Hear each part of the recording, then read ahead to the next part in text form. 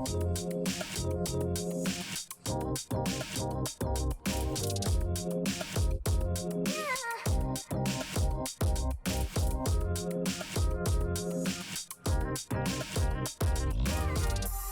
evening, everyone. Good afternoon. Hello. Good morning or good night. How you doing? We got some people in chat. Hello. Looking for us, Benji. We got Panda Cat. Hello. We got lots of hype in chat. A little bit of damn it, Claudia, Kosh. hey, over. Big hearts to you guys. Love you guys. Yes. It's good to see you, Claudia. Over? Did I meet over? Might not have. I think so. Probably at some point. Hello, Hop. Lego. Here we go. Yes, here we go. It's good to see you all. Toto. How's it going? It's so fantastic that everyone is joining us. Rototo. Yeah, Buddy. Rototo. It's been a while since I've been in his stream, but... Rototo's on indefinite hiatus, so it makes sense. You have seen me around, yes, in Benji's stream. Glitter. It is good. It is good to see you all. What are we all up to tonight? This is neat to see. It is. It takes a little bit of help to get all this figured out, and I really appreciate it.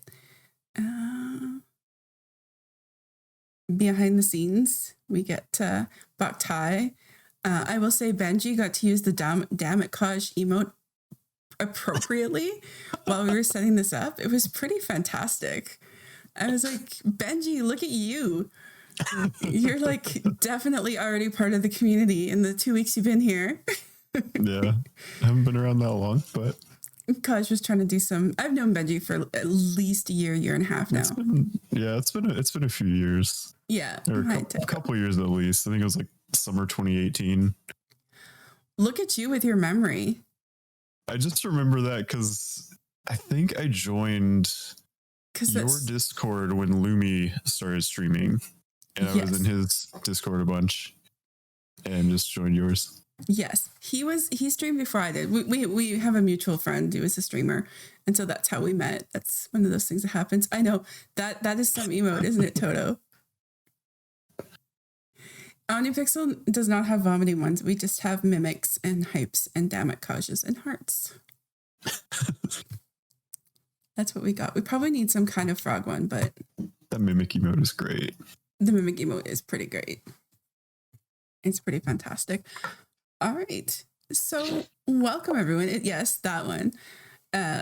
It's good to see you all. Frog one is coming. I mean, we've talked about it. It's not that it's not happening or hasn't been talked about. It's just one of those like, what to make it. I think Dune did change up her emotes. I have Christmas ones too on Tree Frog's channel. So I need to do Christmas ones. Yeah. Benji has some great ones too. I think I have them right now, but I'm not signed in the right way. So Benji can put some of his in chat too. And you can see his Twitch. Boktai just shared it in chat a minute ago. And there you go. It's an actual sleepy burrito. Yeah. It makes me smile so much. I have very little time to use it when I have access to it, but I just like it. I'm like, aw, it's an actual sleepy burrito. Those were a lot of fun to draw. I bet. And a little tricky to probably like conceptualize.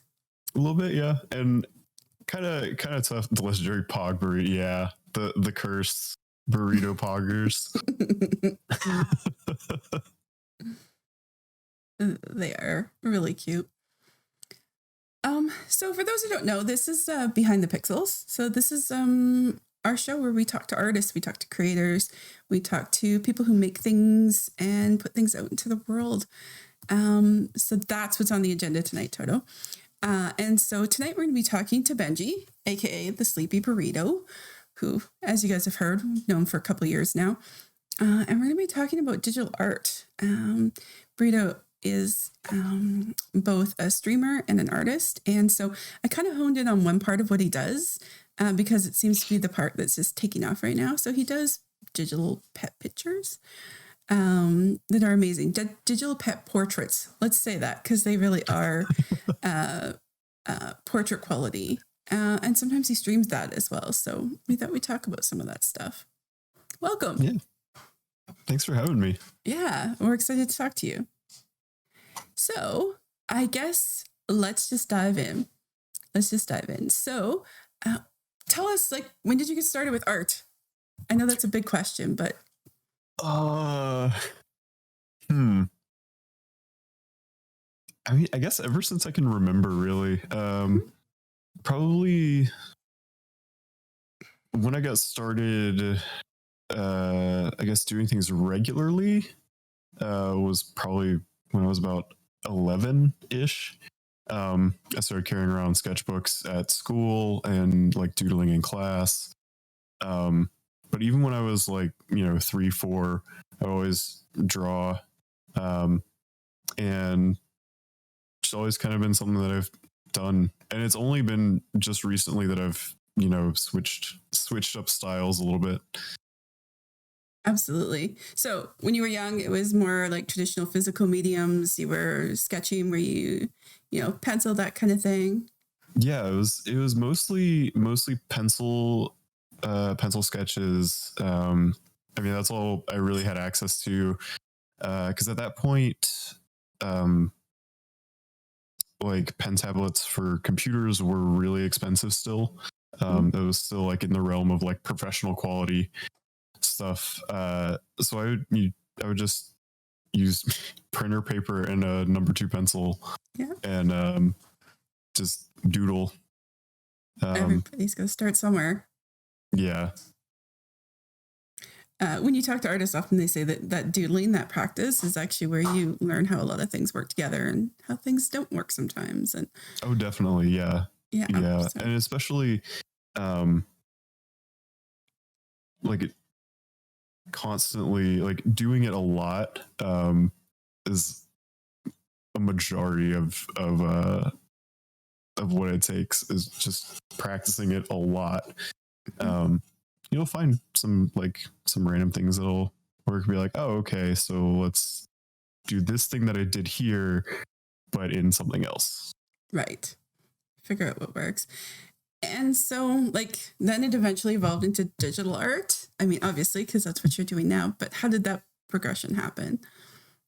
So like I said, I was doing stuff with traditional media up through like middle school, high school. I would always carry around sketchbooks in my book bag. And then my 16th birthday, I got a Wacom bamboo pen tablet. And so it's just like basically it's a glorified trackpad with a stylus. And used that for a little bit. Kind of sucked with it, to be honest. And it came with some software that I didn't really know how to use. It came with like Photoshop Elements. And at that point, I didn't have any exposure to any software like that at all. So it was a little bit tricky. And so I kind of sparingly used that through the end of high school.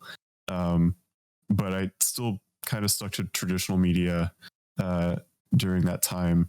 And it only just fairly recently went into like doing full digital.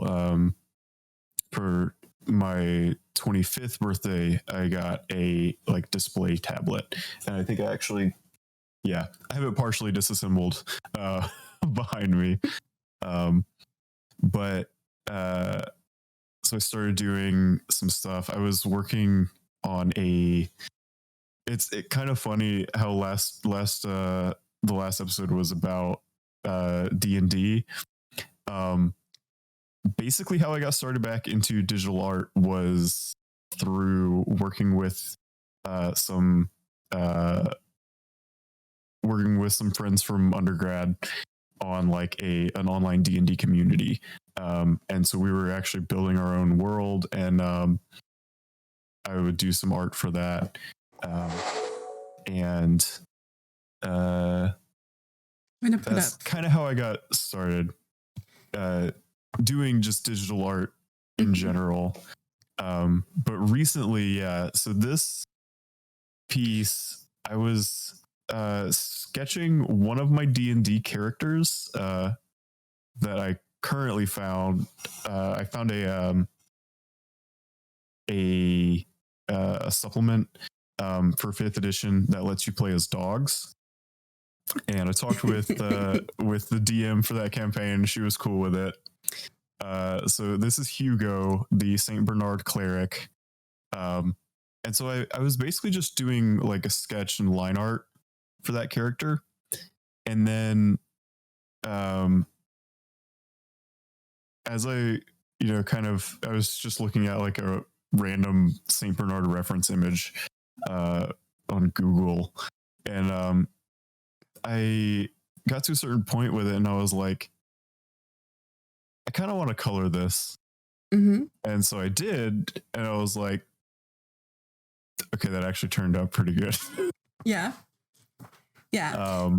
So way back, like we were talking about, we were talking about art one time, and you were talking about, like you need to start making some art for your stream. You need to start doing that kind of stuff. Where did that time frame fit in for you? Were you did your emotes before you started this, right?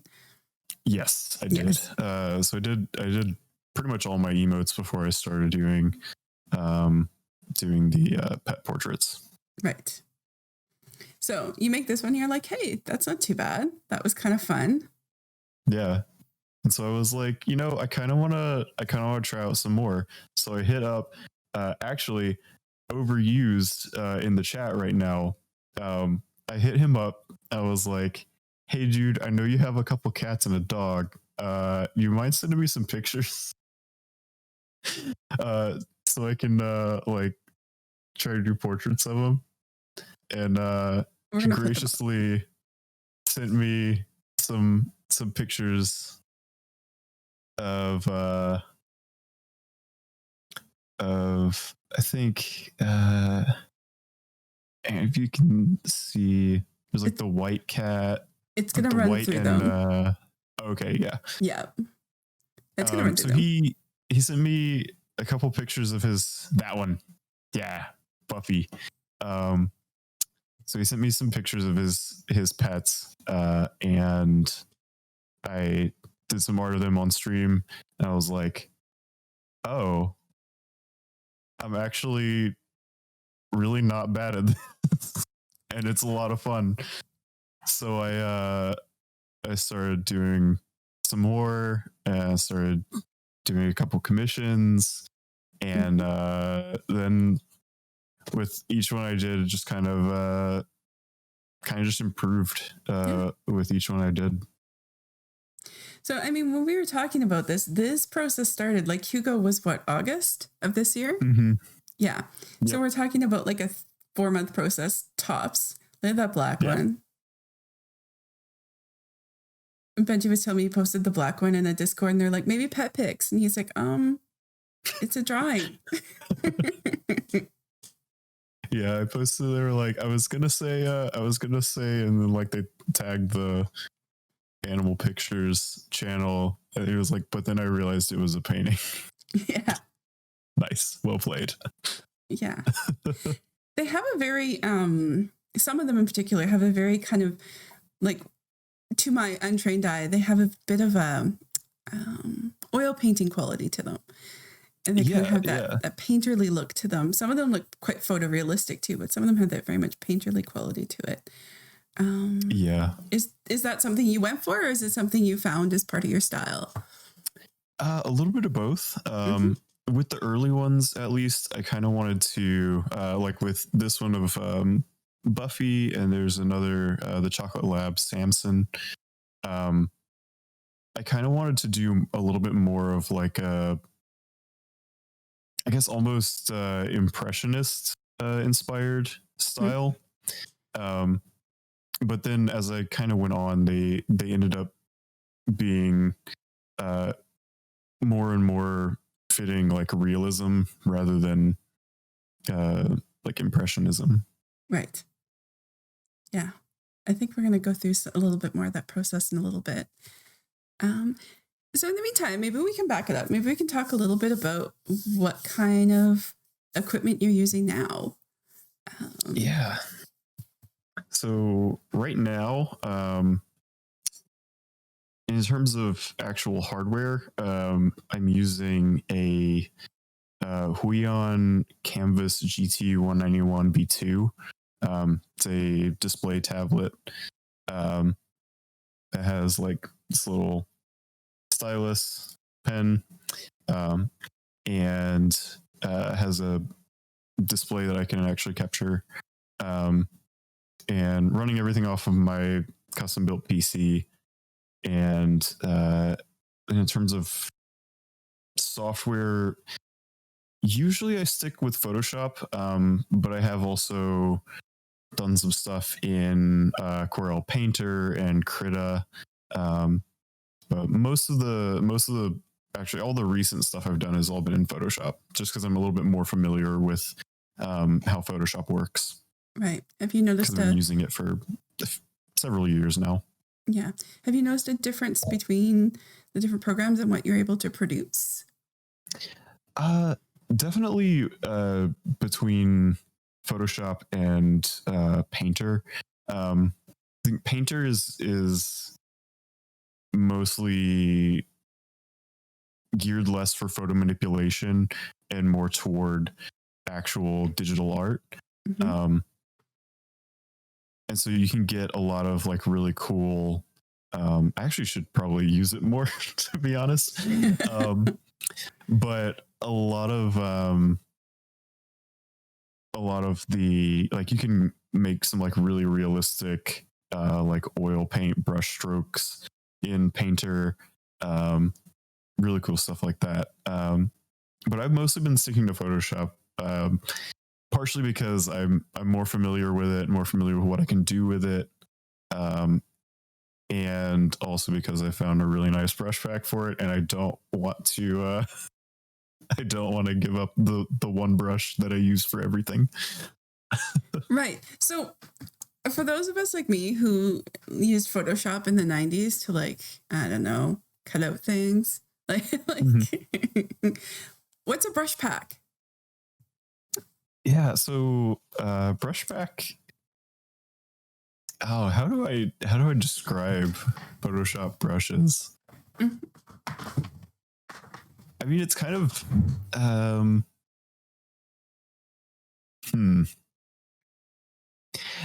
It's kind of like using different brushes in real life, where you can get different effects with different brushes, but just digital, basically. Right. And a lot of times you can make pressure sensitive brushes, so that like a pen like the one for my stylus, it responds differently to varying degrees of pressure on the pen. And that's a lot of what I do to make the somewhat realistic fur, because you can get some really nice like feathering. That makes sense. So yeah, it's something like you add on. Said, brushes are like painting with different shaped sponges. Yeah, to some degree, yeah. And it's something you'd add on. And is it like, does it specifically interact with your tablet? Is that something that you kind of need to think about? Not really. A lot of them, like, as long as you have an input device that has a pressure sensitive tip, it'll work just fine with the levels of pressure that device can get to. I guess. Yeah. Words. Wow. Yeah, it can understand different levels of pressure. So you can't do this with your mouse. Is that what you're saying?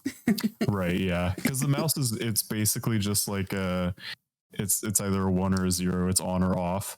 Mm-hmm. So it's either the full extreme or nothing. And so the pen kind of, the pressure sensitive, or the pressure sensitivity in the pen, it gives you a little bit more fluid motion, even though it is quantized, because like some of the pens have like upwards of 4,000 different degrees of pressure, it gives you a lot more fluid looking strokes. Right.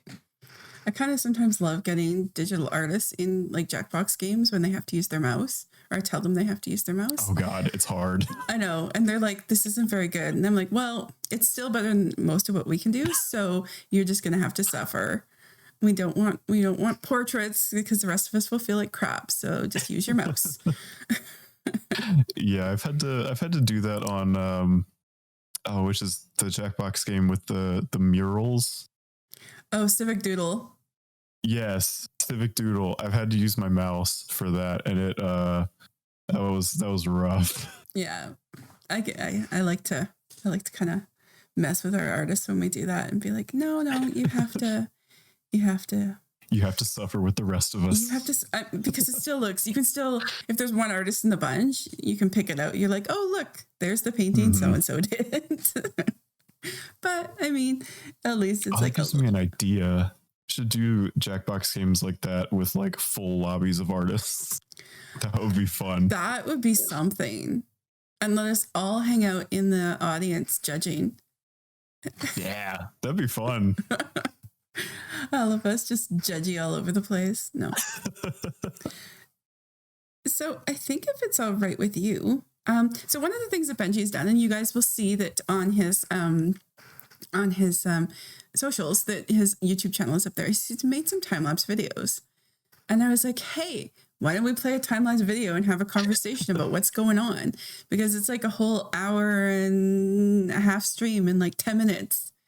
So I thought we could maybe talk about that one. If you've ever been in a art stream with me, you will see me start asking random questions of artists because I do find it fascinating. It's not something I know how to do or understand or really have any talent for, but I get really interested in it. I'm like, wow, this is really interesting. What are you doing? Why would you do that? And sometimes it throws people. For the most part, I find people really like to talk about it. So the fact that it's like time lapse, you're going to be able to talk to me about it one-on-one instead of me trying to type questions at the right time is really exciting for me. So we're going to go ahead and get that YouTube video running. Maybe. There we go. And I'm going to ask you. So this is Max, right? Should be. Yes. I think that's the one that you went with. Yeah. If that's okay. Yeah. I kind of really like this fella. Oh, yeah. So this is actually a dog that I know in real life. Yes. He is one of the absolute goodest boys.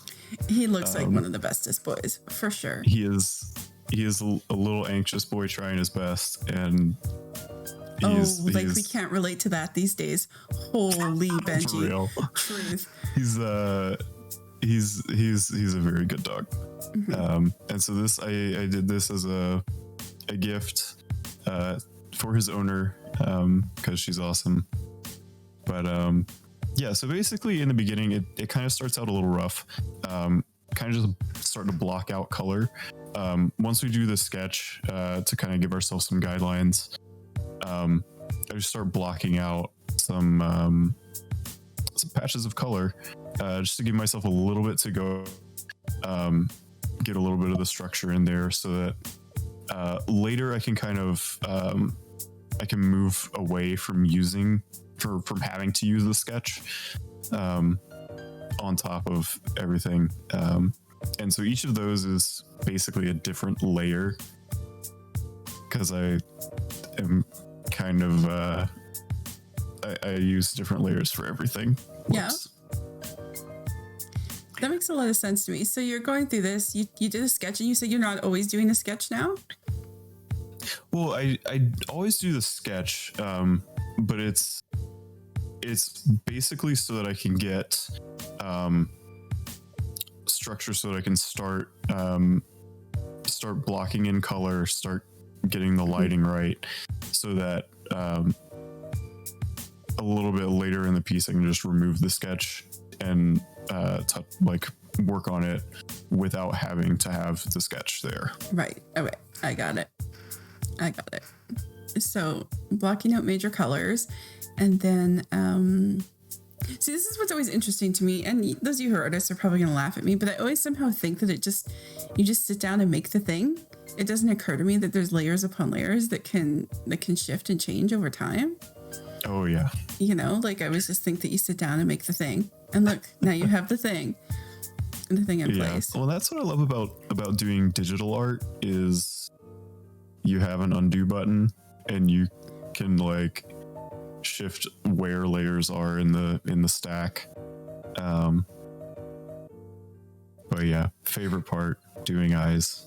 I love doing eyes so much. You know, when we were looking at those photos, that's what makes some of them look super realistic. Is because we tend to, Frog's nerdy facts here, we tend to make eye contact with even photos. It's something that we psychologically are kind of programmed to do. And so we focus there first. And so a lot of your photos have a lot of your paintings have super hyper realistic eyes. And so that will fool a person for a second because we just made eye contact with something that looks real. And then when we look at the rest of it, it's like, oh, it's a painting. But for that hot second, it's like, oh, our brain are kind of programmed to do that. Yeah, and I love doing eyes just because you can get. I think one of the things that I try to do since I do like commissions and several for pets that have passed away, I try to capture the personality of the animal in the eyes, and it's a lot of. I love doing eyes. I could legit talk about it for like an hour, but you can, especially in the lighting, when you get light reflecting off of the eyes, like in Max's eyes here, there's, in the eye on the right, you can see a reflection of the sun. And then in the other eyes, you can kind of see the road or like the sidewalk that they were going down, a little bit of his owner reflected in there. And so bringing all of that in and kind of trying to get the lighting and the reflections in the eyes to look realistic makes it look a little bit more real, a little bit more like it's there. And you were talking about personalities. So how important is it for you to understand the animal that you're doing the portrait of? It definitely helps. And that's especially true with this one and another, the other one that I've done a time lapse of, Duri, because that's another dog that I know in real life. It's one of my neighbors, like old yellow lab. I feel like knowing the animal, knowing the personality of the animal, it lets me be able to convey that a little bit better in the painting. So if someone was to commission one for you, are you asking them questions about their pet? For pets that I don't know, yeah, definitely. Mm-hmm. That is fantastic. And then we got tons of pink. Tons and tons of pink. Also, I'm noticing, I'm laughing about the stream and then the alerts that pop up once in a while. That's pretty fun. Yeah. I mean, they're so quick you can't read them, but it's pretty fantastic that you can kind of see that. Yeah, that's the fun part about pulling VODs. VODs is like seeing all the notifications pop up in like 20 milliseconds and it's gone. Oh yeah. Yeah, I actually got this pair because that pair was like wearing out. Yes. So now we're starting to see a lot more structure here, right? So how many layers in do you think you are?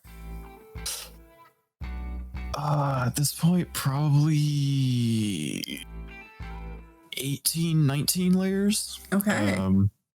And yeah, and see like I was talking about earlier here, like I've moved away from, like I pulled the sketch away so that now I'm just going with the structure that I've been able to put in. We're probably about 18 or 19 layers in at that point. Wow. Okay. And how many do they typically end up being? Usually anywhere between 25 and 40. It's especially with more more fluffy animals, you can get a lot more layers. Yeah. Because getting all the different, like, okay, so this leg has a bit of fur that crosses over the other leg, and we have to put that in a layer above where the base color for the the fur on the legs is, and all of that. Yeah, it tends to be, it can get pretty high up there. But also part of that is me being like OCD with my layers and wanting like everything in its own separate layer so I can adjust small things as needed. Right, because we can see you going back and forth here now, right? A little bit. Yeah. And I am, to be fair, my process is fairly haphazard. I do jump around between layers and jump around between things that I'm working on a lot. Over the course of an entire painting, just because I can't focus on one thing for too long, right? Unless it's painting eyes, because I can do that forever. But yeah, so I kind of jump around a good bit, and work on things as I see them needed, I guess. One thing I didn't necessarily understand until I just heard you talking, it makes perfect sense. It just never really occurred to me, is that the layers literally allow you to layer things on top of one another and create a bit more of that depth that we're used to seeing in kind of more traditional mediums, right? Yeah. And it makes it a lot easier to do some of that. Like you can put, if there are two things crossing over each other and they're in separate layers, you can put a little bit of a shadow on the lower layer, to where the shadow would normally be, if you were just seeing it on a picture. Right. So it makes things like that a lot easier, and a lot easier to deal with while you're actually in the process of it, because you actually have the things layered on top of each other. Yeah, that's really interesting. It didn't really occur to me. Again, my use of Photoshop being pretty elementary.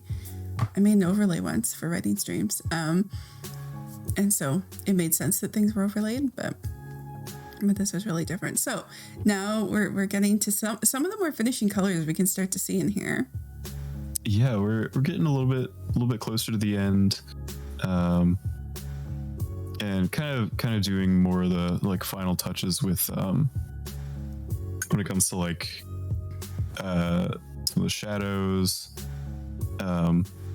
because of like the angle of the sun on the picture. Just kind of did a higher layer, lowered the opacity, and went with like a really dark brown, with like a soft brush, and put sorry, words are hard. I put some little areas of shadow in there and clean it up around the edges so it wouldn't bleed over into the background. And yeah. Absolutely.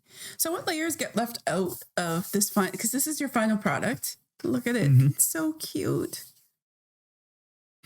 He looks so trusting. Oh, he is. He's very protective of his owner when she's there. If she's out of town, he's still pretty shy, but he got really friendly with me when we were there. But yeah, no, he's just a little anxious boy trying his best. And we love that about him. So what layers didn't end up in this image that you had kind of made or worked with? So the only layers really that got left out were the sketch and the bit from the source image that I used to make the sketch. Everything else, try to keep everything else in there,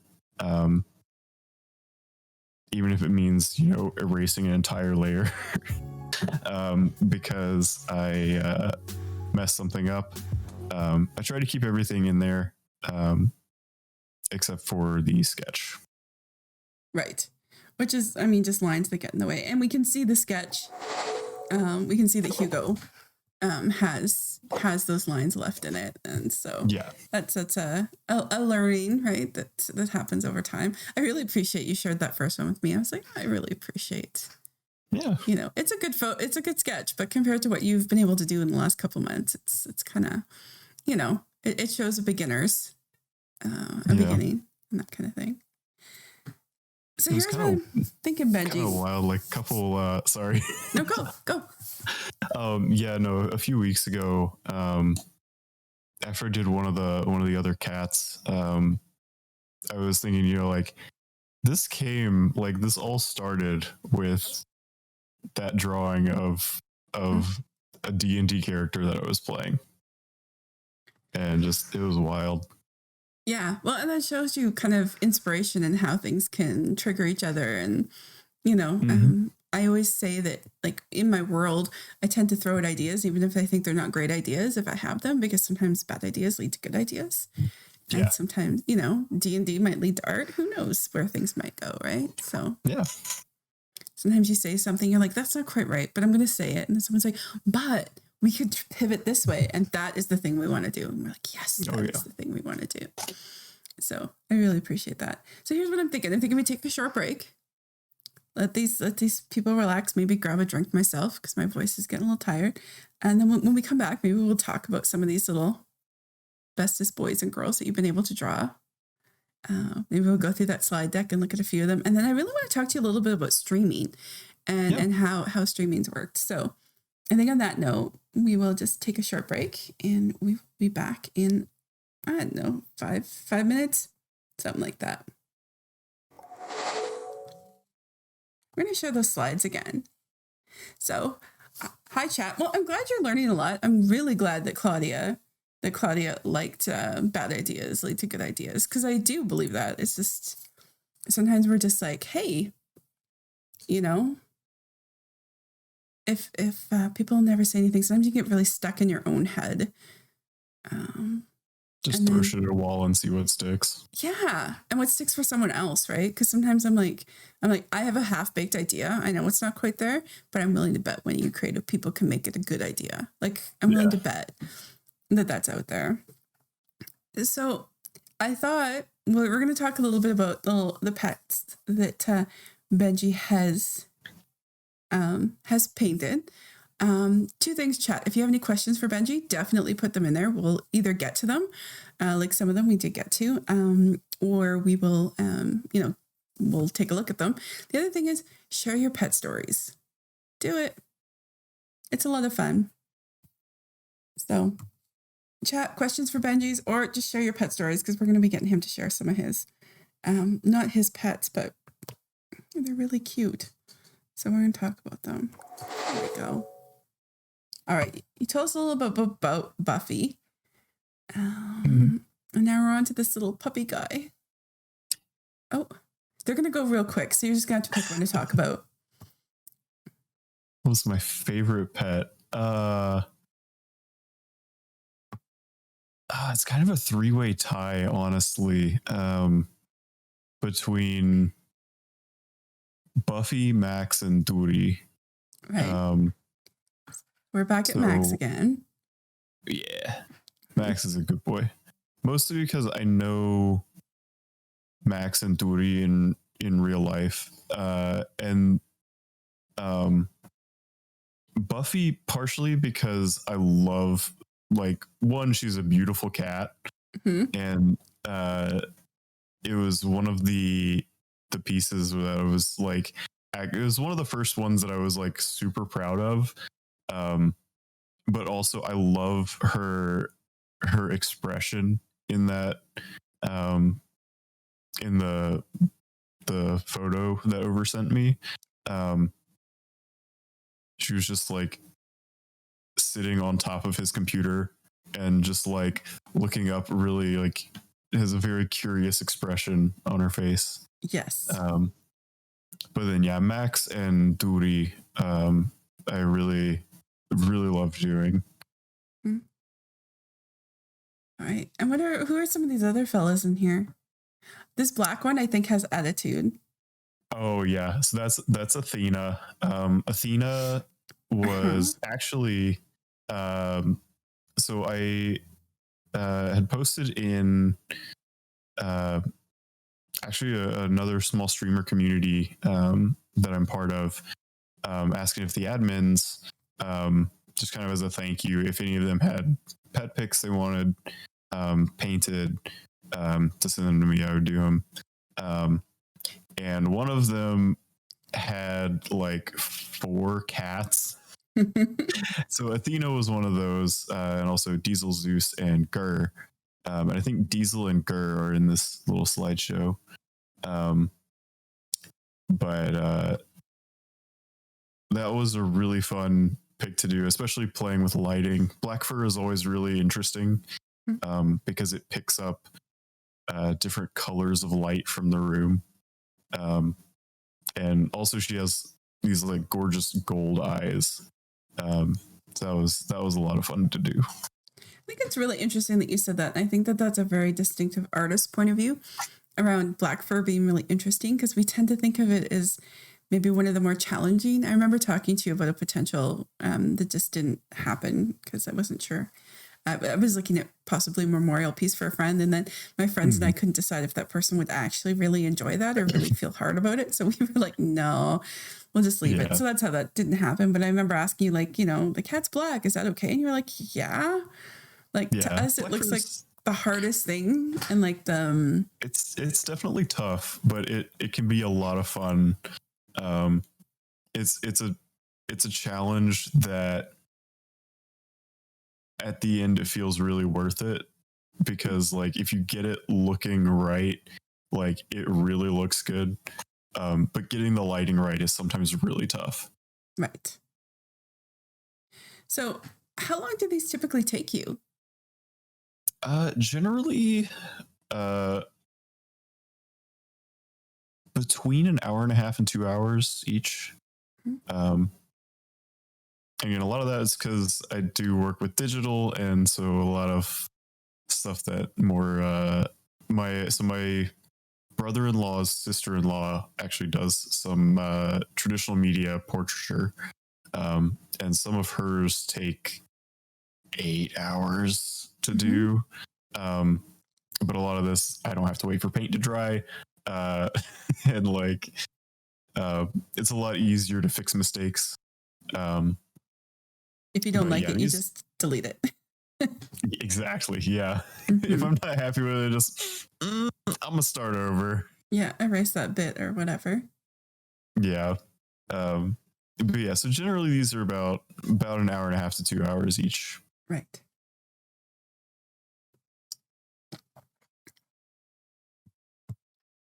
So I was bugging you one day, and I'm curious about this. You have a dog? I do. I've seen your dog on stream, and none of them are on here. Nope. I haven't done one of Kira yet. Nope. I'm curious. I should go grab her and. Well, I'm just curious about how, like, is it just haven't gotten around to it? Are you waiting for the right picture? Kind of a little bit of both. I haven't really gotten around to it. I've been having commissions for other people. I haven't found the right picture yet, although I think I might do. So I just got a DSLR camera, and I took one of the first pictures I took was of Kira, and I might paint that one up because I really like it. With like her characteristic like tongue sticking out when she's tired. But yeah. So I think I might do a painting of that one. Well, and that's part of it too, is that, capturing, like you said, their personality and what does it look like for them. Any stories about any of these other fellows that are in here? This is another one with really, really eyes that will fool you. Oh yeah. So yeah, that was Diesel. This is Gur. So those are two others of Becky's. This was my first commission. Mm-hmm. So this was a friend's mother's cat that passed away in January. And he commissioned it for her birthday. Mm-hmm. And he kind of gives me a little bit of shit for it because I forgot Whiskers. But I'm gonna be redoing it for him. Because yeah. Okay. Yes. Real talk with artists. So I have, and this is not the same thing, but the pros, like some of the similar things that I hear, across the board. My emote artist does an amazing job. I have a personal emote artist on my tree frog who does a really great job. He has redrawn the whole set twice. Does anyone else really notice? Hard to say, but he's learned something new, and now he sees them a bit differently and just redrafts them. Right. So I get that as you're learning. Mm-hmm. Mm-hmm. I can't believe Buckeye's not sharing any cat stories, but anyway. Yeah, and that's another thing that I'm gonna go back with that one cat and fix, because as I've gone on, my grasp of lighting has gotten a little bit better, and so I see things that I'm like, I kind of want to fix that, and so I'm gonna be going back and redoing that, or at least heavily editing the original file. Mm-hmm. Well, and I guess I get that, especially because it's a friend and it's a commission, and maybe you want to change things up a little. But I also really think that honoring your process as an artist, and that you didn't just like come out of the box a fully formed pet portrait artist. Pretty close. I mean, it didn't take very long for things to dramatically, for you to like really grasp it. But at the same time, it's okay to be learning. And if you quit learning, then, that's a sad thing, I think, for an artist or anyone. Yeah. And that's one of the reasons I'm going to leave that one up on my, my ArtStation portfolio. Mm-hmm. I'm not going to I might put the edited version up, but I'm going to leave the original up there. Cause one of the first, comments, I got on a piece that I did on ArtStation was somebody commenting on that one saying it lacks shadows, and I'm like, I mean, yeah, I know, but it's a process, and it was one of the early ones. Mm-hmm. And also, yeah. So this little Chihuahua, that was actually for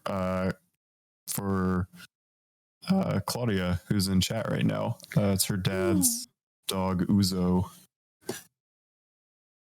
So the story actually relates directly to the picture.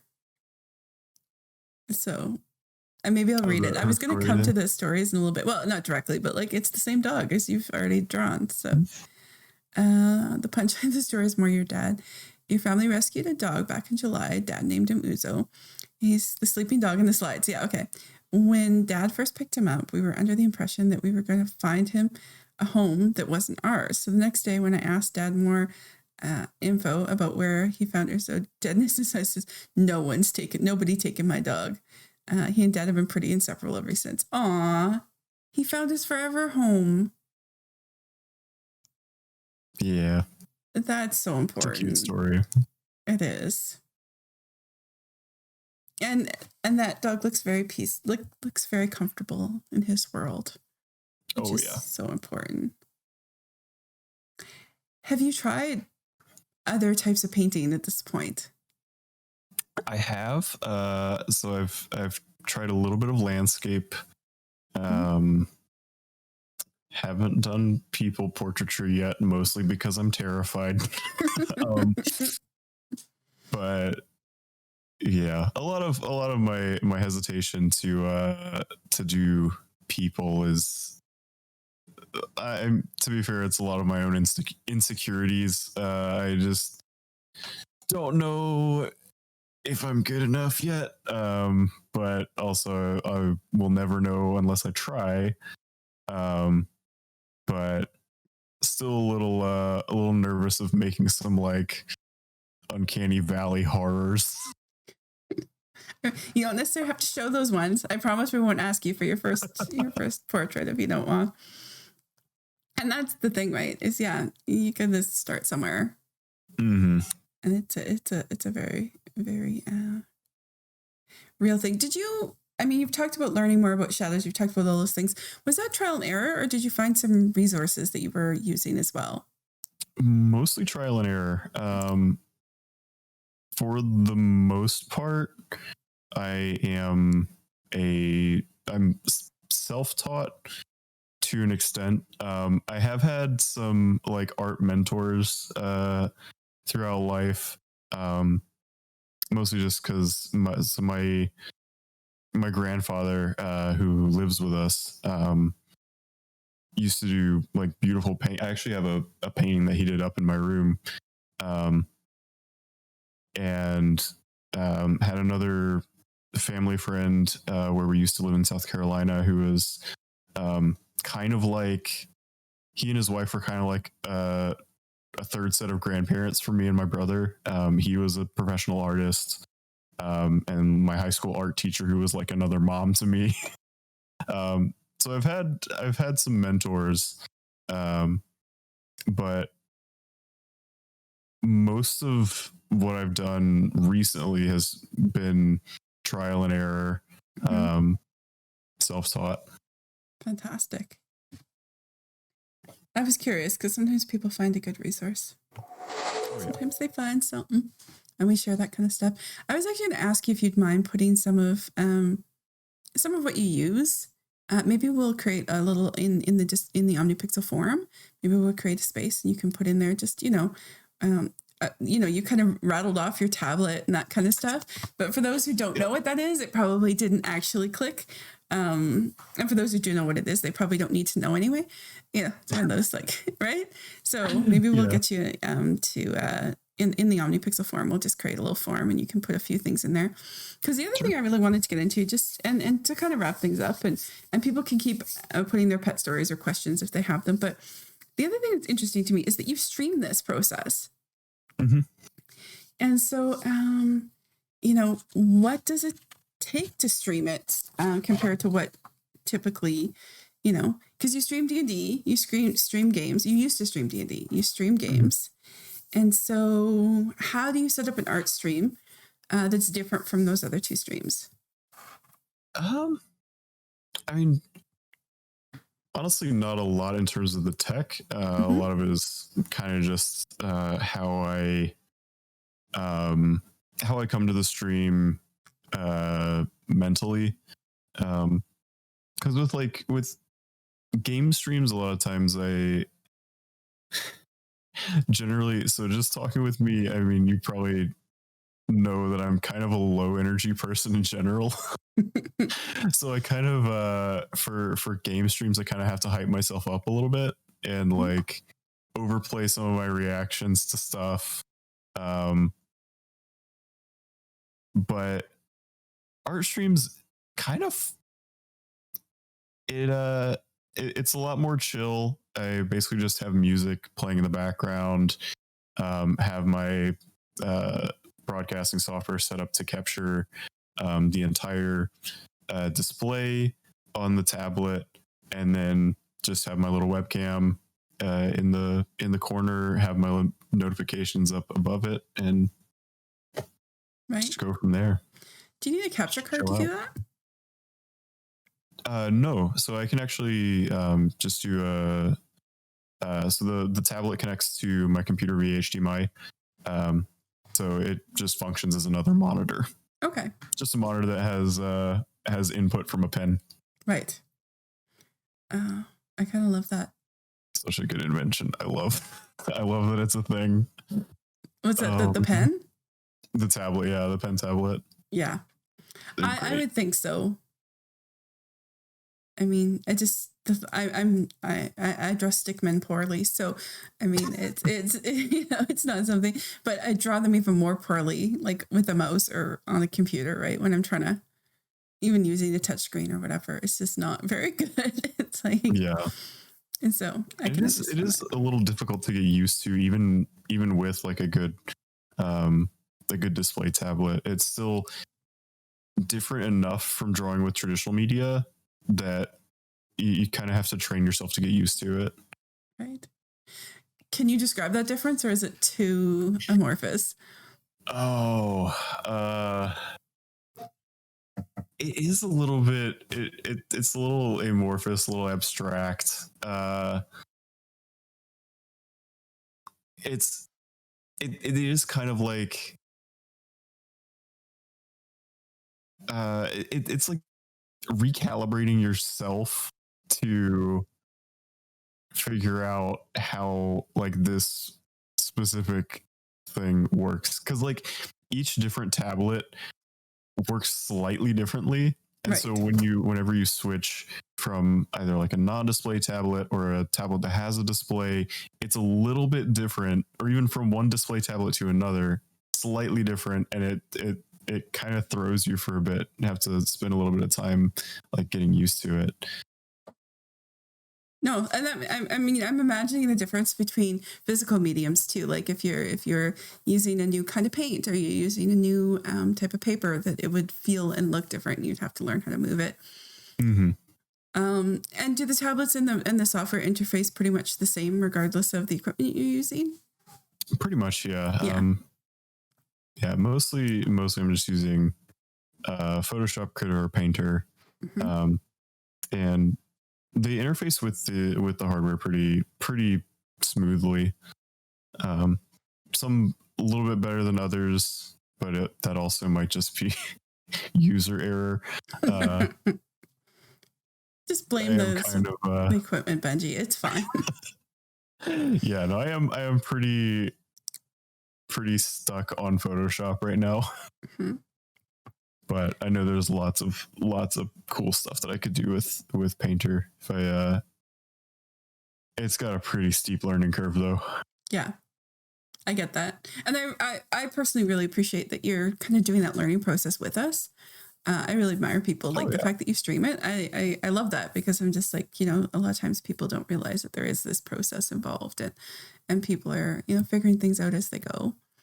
Yeah. And streaming is really fun because it's a little bit different. I mean, like I said, it's a lot more like chill, laid back. But it's also the chat interaction is really different from some of the other things that I've streamed, because like D&D, I couldn't really interact with chat at all. Mm-hmm. And then with like games, it's a lot more about like what's going on in the game, and so with the art, it kind of functions like a just chatting stream, just with doing art in the background. Right. At least my art streams are kind of like that. Right. And I mean, that's one way to do it. I'm learning a different way of streaming too. For those who've been in my other streams, I tend to be pretty, when I streamed for OmniPixel, tend to be pretty chat focused, and this I'm trying to be kind of guest focused, right? And so it's a different way of streaming, and I can understand how the D&D must have been a bit of a challenge. And I think that you said that you've moved past that because of that process. It was just not really working for you anymore. Yeah, a little bit. It was, I felt kind of bad because I wasn't able to interact with chat, and also, yeah, I wasn't able to get into, and like stay in character, I guess. Mm-hmm. So people like me coming in saying hello and wanting to be there and say, hey, how's it going? Yeah. And, but like, shit's happening. My character's brother, like fucked off and did some bad shit, and I just gotta deal with that. Mm-hmm.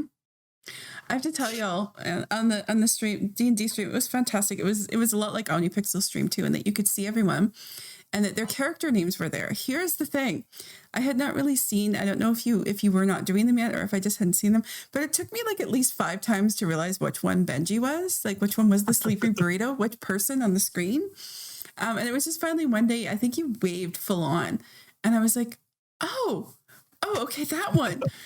Okay. So, I mean, and that's kind of one of those things where I knew you from Discord, so I kind of kept coming by, but I get how people have to be interested in the story more than the streamer, right? To tune in for something like that too. or be like really interested in the streamer and watch everything that they do. Yeah, I don't know if I want that fan. No. Suddenly we're writing misery here. Maybe. I don't know. A little bit. It'd be nice, but yeah. Fantastic. Do you ever get frustrated with your drawing? Oh, all the time. Okay. A lot of times midstream. I kind of mask it, but sometimes I do get a little bit frustrated with how things are going. Yeah. Because sometimes something's not quite right and I'm like working on something else, but it like it's constantly there in the back of my mind bugging me, like, fix me. And I'm like, hold on a second, dude. Like, yeah. Yeah. No, I hear you. There were some things we were doing getting ready for stream too. I'm like, I really don't need to do this, but it's bothering me. So we're going to do it right now. Mm-hmm. And that's a thing that's going to happen right at this moment. That's part of the reason why my process is so haphazard, is because I jump around to things that are like begging to be fixed. Mm-hmm. Have you ever not been able to achieve, like, have you ever got in there and just not been able to make it look how you want it to make it look? Early on, yes. Okay. Very early on, yeah. One of the ones that I haven't posted anywhere and I didn't send to you guys is one of those, and it's okay, but I wasn't. It was in the same group with Samson and Buffy. It was the other cat, and it was still pretty early. It was a jet black cat, and I didn't have a really good grasp on black fur at that point. Mm-hmm. So it's all right, but I haven't posted it anywhere. Mm-hmm. I get that. And any like moments of hell yeah, I can't believe I got this, or it's just exactly what I envisioned, and kind of your proud moments. Yeah, definitely Buffy. Oh yeah, Over has seen it. It was one of his. Over, you can send it to me. Yeah, just DM Cole to it's a tree. But yeah, so I guess the ones where I like saw myself making a milestone, mm-hmm. Like definitely the picture of Buffy, and Uzo was when I finally got the grasp of black fur. Mm-hmm. That was really the one where like things started to click in terms of black fur. Hey. And some others like I guess hearing that my art had made somebody cry happy tears, and like my neighbor's reaction when I sent her the picture of Turi, like those are always like the best moments, and the moments that make me most proud when I can make somebody else happy with my art. Yeah, I mean it's beautiful, so I can see how people who are attached to those animals, those fur babies, would be really, really touched by them. Claudia is taking like the words out of my mouth. That was actually my next question. What's something you would say to an aspiring artist, digital or otherwise?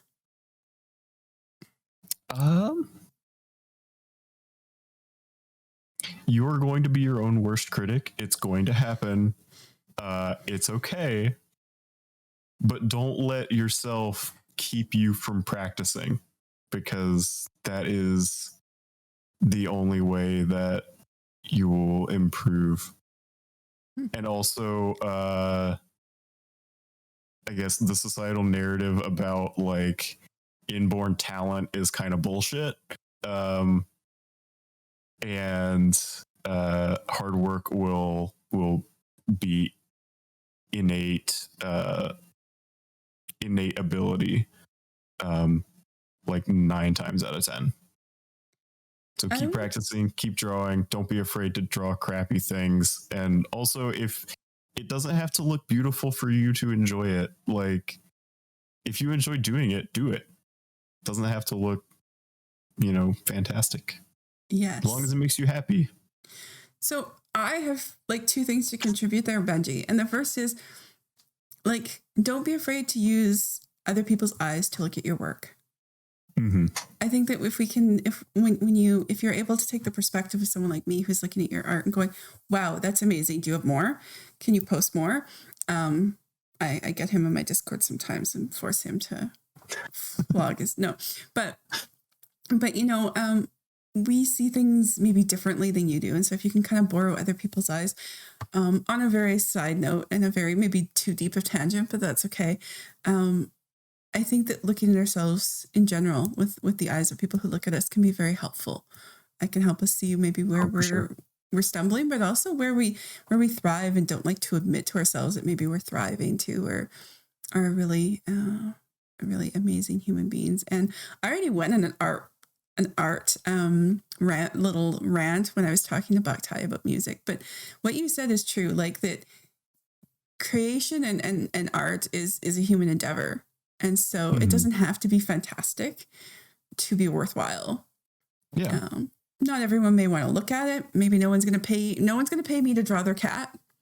It's not going to happen ever in my lifetime, but it doesn't mean that I don't doodle while I'm sitting in Zoom meetings and bored to death, right? It doesn't mean that that's not part of it. It doesn't mean that I don't have random stories out there in the world.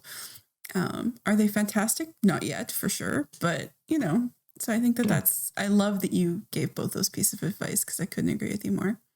Yeah. If it's something that brings you joy, it's worth doing. Mm-hmm.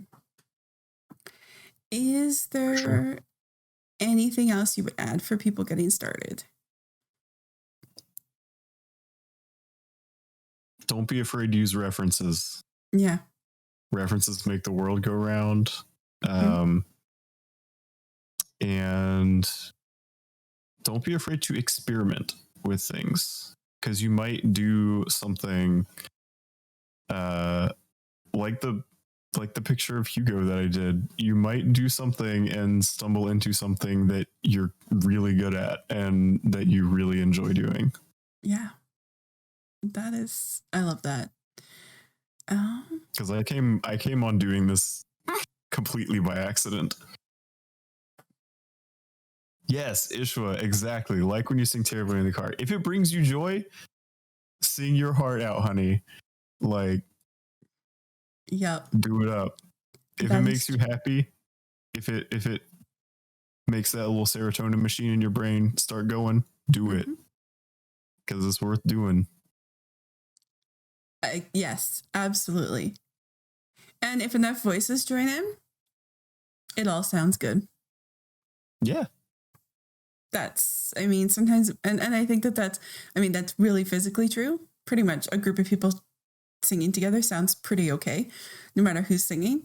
But also, I think that's a bit of a metaphor. If we join each other, we'll all be better for having joined one another in what we're doing. All right. Definitely. So Benji, what about a next project? I got a few in the works. Okay. Mostly in the conceptual phase. One I'm actually starting to work on is I'm going to be building a new desk. So I'm actually going to be recording some of that, filming it, and probably doing some of that on stream. Definitely in the next couple weeks once I get some time off of work for the winter. But yeah, it's a bit of an ambitious project because it involves like 3D modeling, furniture design, like carpentry, server programming, lighting design. It's gonna be we're going all out for this desk. but I'm pretty stoked about it. So that is going to be happening. Got a couple more ideas, but having to do a little bit of research before I commit to anything with those. Yeah.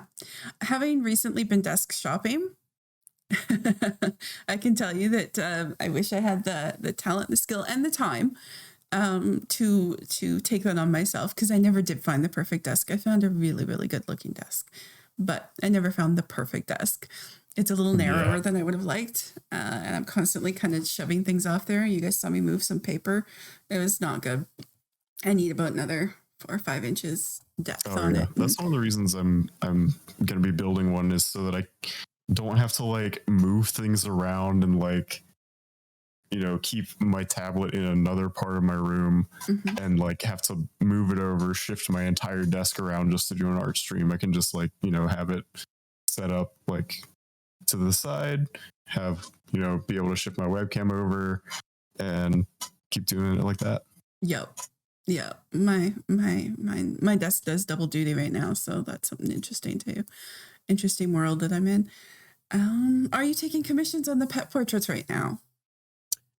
Technically, yes. Okay. I haven't made an announcement about it, mostly because I've been working on a form fillable PDF for about a month and a half and haven't gotten around to finishing it. Whoops. But technically, yes, I am open for commissions. If you're interested, I'm pretty full up for December, because I've got a few Christmas present commissions. But if you're interested, hit me up in DMs on Twitter or Discord. Hey, get things squared away. One more question, and that I never even thought of. Yeah. Have you done pets besides cats or dogs? There is actually somebody who needs to get me a picture of his hedgehog. He's been talking about getting me a picture of his hedgehog for a couple of months now and hasn't gotten me a picture of his hedgehog yet. I was suddenly thinking of my sister's horse, to be honest. Oh, yeah, no, horses would be fun. Similar enough in hair to like smooth coat dogs. Yeah. But different musculature. Even I noticed that. Horses are really strange looking if you think about it. Yeah, they walk on their fingernails, basically. Yeah. I will tell you guys, a hedgehog. Oh my God, yes. Just a really, I had a cat. I look at that black cat, and the reason I probably thought it had attitude is I had a tuxedo cat with a lot of attitude. I always said he's my favorite because he was kind of an asshole. But I really liked him. And he approached the whole world. He was like 8 pounds, and he approached the whole world like, come on. You know, he walked up to the 80-pound golden retriever, right? That kind of cat.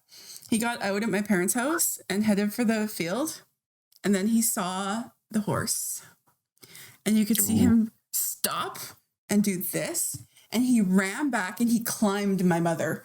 He was like, oh no, I don't know what that thing is, but that is not, You're staying away from that thing. He would swipe at the biggest dogs, but that thing was just a little bit too much. So, oh yeah. And so I've probably, he was definitely one of my highlights. I always called him the bratty little brother for the other cat we had too.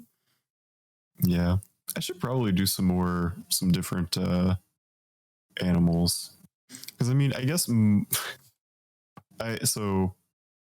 those in chat that don't know, I work in a veterinary lab, and so most of what we do is cats and dogs, but we have gotten samples from some interesting animals, so I kind of want to branch out a little bit, just do some practice stuff of like some dolphins, maybe some rhesus macaques. I should find a picture of my iguana from when I was a teenager. Oh, that'd be fun. It was like 5.5 feet long. Oh, that'd be really fun to do. I have trouble. I can't find photos. They're not digital, right? So I gotta track them down. Find the actual physical photo. Gotta find it. And there's a couple around of them, I'm sure. Kaj is wondering about the most interesting one you've done so far. I mean, we talked about so many. Yeah. Oh, I was trying to think. I think probably it's one that wasn't in the slideshow. Zeus he had a super interesting fur pattern. He was kind of like a brown tabby, but then he had like a weird like almost hook shape patch of white that came up, and like just interesting shapes varying like that brown tabby and white. Mm-hmm. Really interesting pattern. One of the things that interests me about the portraits is like, because I dabble in writing. One of the things we talk about as writers is writing has to be more realistic than real life for people to buy it. Mm-hmm. So coincidences happen in real life. Lots of things happen in real life that readers will not buy if you put it in your story. Right. They're like, no, you did not just happen to stumble on your auntie. Convenient. I ran into my cousin once, like 500 miles away from either one of us lived. And I was like, I called him and he's like, yeah. He's like, what are you doing here? And I'm like, I'm here for this. What are you doing here? Right. Not in writing. No one's buying it. Yeah. And so when you're painting portraits, it's interesting too, because you're probably painting animals in a way that people would kind of think was like odd if it was kind of less realistic, like, but when you have a realistic animal, here you are, or a real animal, you're making this, this thing on its face look realistic, whereas probably that would never show up in a conceived painting, of a cat. That's not what a cat looks like in people's heads, I think. Yeah, and I think that's one of the things that makes it I guess really rewarding to do like portraiture for people's pets, because there are weird color patterns out there. Like one of my friends up in New York has a black cat that legitimately has a white like mustache on his face. Like his fur pattern makes this like, and it's so weird until you see a picture of him. You're like, oh no, like you're not lying. So what Benji's saying is he wants commissions of your unique looking animals. Yes, because they will become favorites. Yes, give me the weird ones. All right. All animals are beautiful. I'm just gonna give chat a couple minutes to see if they have any more questions before we wrap up for the day. Yeah, hit me up with questions about art, about me, about whatever. Time to find spiders in your yard. Ooh, do you have any phobias that animals you don't want to work with? Not really. Okay, so I'm one of the weird people that actually I kind of like bugs. Mm-hmm. My research my last year of undergrad was it had to do with aquatic insects, aquatic arthropods, macroinvertebrates. Over say a bug boy. Yeah, one of our friends christened me Bug Boy. Yeah, I would send her pictures of like if you've ever seen Phidippus audax, it's probably one of my favorite spiders. It's the daring jumping spider. It's adorable. I doubt it's adorable, but oh no, it's pretty cute. It's pretty cute. I like insects if they don't have too many legs. So spiders, like I'm from Canada. For those who don't know, I'm Canadian, and so our spiders are small. And so small spiders are pretty good. I like small spiders. I don't necessarily like. I stepped in a nest when I was a kid, and that's not fun. Little spiders, a lot of little spiders, a little scary. But big spiders kind of weird me out. And anything with lots and lots of legs. Oh, like millipedes. No, that like. Millipedes. I didn't even want to catch them on Animal Crossing, y'all. Like, I was like, do I have to go catch that thing? Oh man, I just remember. See, I should have kept around some pictures of this. My coworker lives out on a lake, and one day he brought in a golden silk orb weaver spider. I don't know if you've seen them, but if you include all of their leg span is about that big. No. And it was such a pretty spider. But I should have kept. I named it. I'm the nerd that like, if there are spiders, running across the floor in the lab, I can catch them, identify them, and then like take them outside and set them free. But yes. The golden silk orb weaver, that was a highlight. We also had a few rabid wolf spiders in the lab. Those are pretty cool. I see a whole new thrust now of your pet portraiture. Just doing bugs. Bugs. Maybe you can get into some cold-blooded creatures. Oh yeah. Little snakes. I'd be down. I was going to do a painting of a frog for your birthday, but I completely forgot and I felt so bad. Oh my goodness. Don't worry about that. But I'm always, I even have like art now. that's most of this is viewer created things or viewer sent. I'll find a good macro shot of a tree frog and paint it up for you. Yeah, but it's by no means required.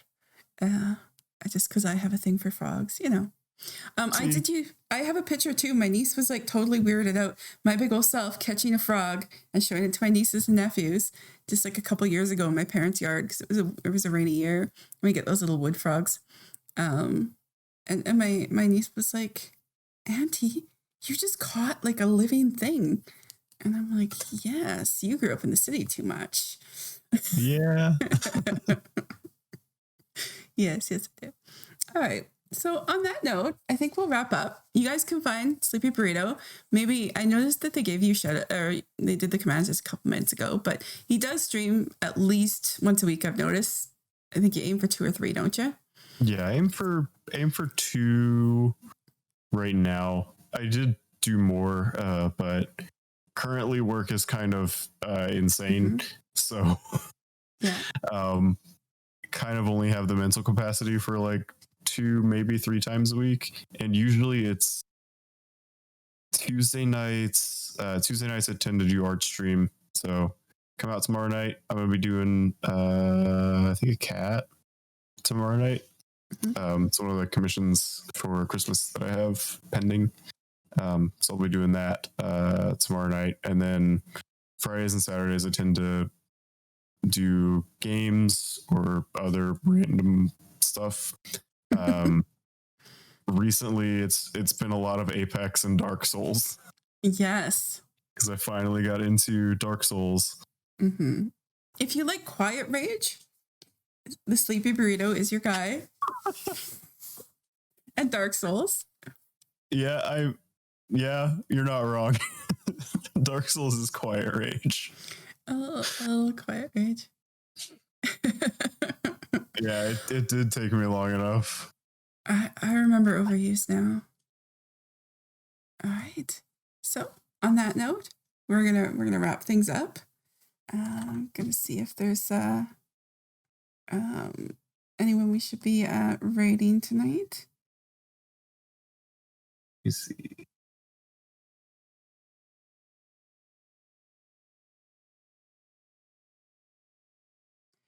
I am going to say that we're just going to wrap things up. Dark Souls. Actually, let's. There's a couple of my buddies that are streaming right now. If you want to raid one of them, we can definitely do that. If that's cool. Okay, let's see. You know what?